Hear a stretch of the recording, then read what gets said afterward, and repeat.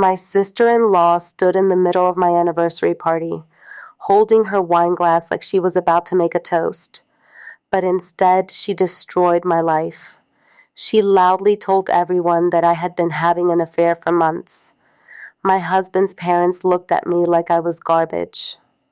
My husband wouldn't even look me in the eyes. Within seconds, the entire room turned against me. But what she didn't know was that my phone in my pocket contained something far worse than her little lie. So when I calmly walked to the TV and connected my phone, the room went silent. Because the truth I was about to show them was going to destroy her entire life. And trust me, she deserved every second of it. If you enjoy real revenge stories where toxic people finally get the karma they deserve, subscribe to the channel. Because this one gets brutal. My name is Lena, and 3 months ago my sister-in-law tried to ruin my marriage in front of 30 people. And for a few minutes, it actually worked. My husband Daniel and I were celebrating our 5th anniversary at a small restaurant downtown. Nothing fancy, just family, a few close friends, good food, and a lot of laughter. At least, that's what it was supposed to be. Daniel's sister Chloe had always hated me. No one ever said it out loud, but everyone knew. From the moment Daniel and I got engaged, Chloe treated me like I was some kind of intruder who had stolen her brother. She'd make little comments at family dinners. Wow, Lena, must be nice not having to work overtime like the rest of us. Or my favorite, Daniel used to be so much fun before he got married. The weird thing was, I had never actually done anything to her. I was polite.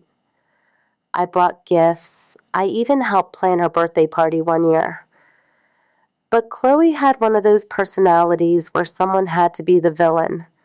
And apparently I was the easiest choice. Daniel always brushed it off. She's just dramatic, he'd say. Ignore her. So I did, until the anniversary dinner. About halfway through the night, Chloe stood up with her wine glass. At first I thought she was going to make a toast. Instead, she smiled in this fake sugary way and said, "Actually, I think everyone deserves to know something." The room went quiet. Then she turned to Daniel. "I didn't want to ruin your night," she said dramatically, "but your wife has been cheating on you." I actually laughed at first, because it sounded so ridiculous. But then Chloe pulled out her phone and showed a screenshot. A blurry photo of me sitting at a cafe with a man. "This is from 2 weeks ago," she said. "Looks pretty romantic, doesn't it?" Suddenly people started whispering. Daniel's mom gasped, and Daniel just stared at me like he didn't recognize me anymore. "Is this true?" he asked quietly. My stomach dropped. Because I did recognize the photo, but not the way Chloe thought. The man in the picture wasn't my lover. He was my lawyer. And the meeting she secretly photographed, that meeting was about something Chloe never imagined I knew. Something illegal. Something that would eventually destroy her. So I took a slow breath, stood up, and looked at the entire table. "Chloe," I said calmly, "are you sure you want to do this right now?" She smirked. "Oh, please," she said. "What are you going to do? Lie your way out of it?" I pulled my phone out of my pocket. And for the first time that night, I smiled. "Actually," I said, walking toward the TV on the wall, "I was hoping you'd bring this up." Because Chloe thought she had just exposed my secret. But she had no idea that tonight was the exact moment I had been waiting for. I walked slowly toward the restaurant TV mounted on the wall. You know those moments where a room gets so quiet that you can hear forks touching plates?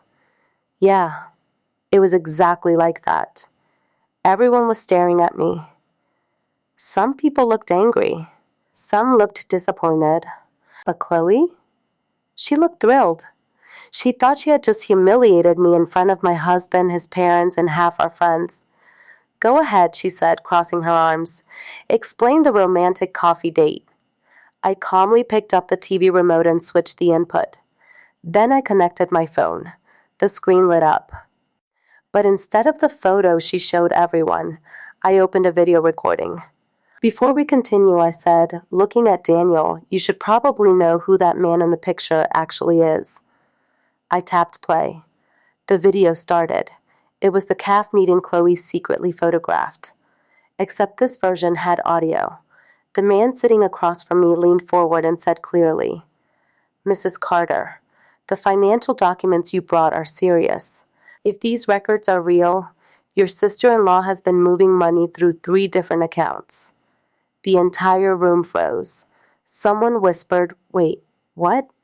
The lawyer continued in the video.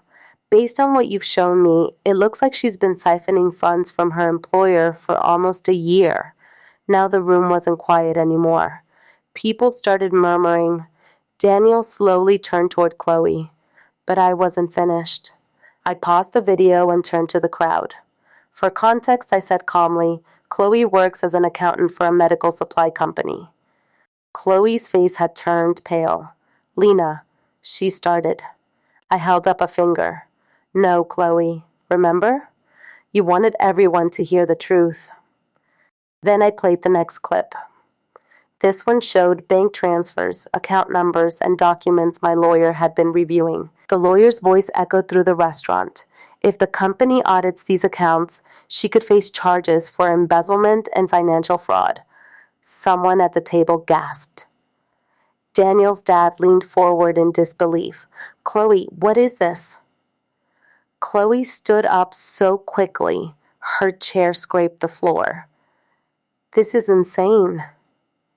She snapped. She's making this up. I calmly switched to the final file on my phone, an email, sent from Chloe's work account to a private account under a fake name, transferring thousands of dollars, month after month. I looked directly at her. You should have been nicer to me, I said quietly, because the real reason I met with that lawyer? 2 weeks earlier, Chloe accidentally left her laptop open at Daniel's parents' house. And what I saw on that screen made my stomach drop. So instead of confronting her, I collected evidence. And I reported it. Right before tonight's dinner. Which meant at that exact moment, her company's internal audit department already had everything. Daniel slowly stood up. Chloe, he said coldly, tell me this isn't real. But she didn't answer. Because her phone suddenly started ringing. She looked down at the screen, and the color drained from her face. Her boss. Calling. In that moment, everyone understood. Daniel's mother covered her mouth. Chloe, what did you do? Chloe grabbed her purse and stormed toward the door, but not before glaring at me with pure hatred. You think you've won? She spat. I didn't even raise my voice. I didn't ruin your life, Chloe, I said calmly. You did that yourself. She left the restaurant. And just like that, the woman who tried to destroy my marriage had exposed her own crimes instead. Daniel walked over to me slowly. I'm so sorry, he said quietly. I just looked at the blank TV screen. Because the truth was, I had spent weeks waiting for the perfect moment. And when Chloe tried to humiliate me in front of everyone, she handed it to me on a silver platter. Some people try to destroy you because they think you're weak. Chloe thought I was the quiet wife who would just sit there and cry. But what she learned that night was simple. If you dig a pit for someone else, you better make sure you're not the one standing closest to the edge.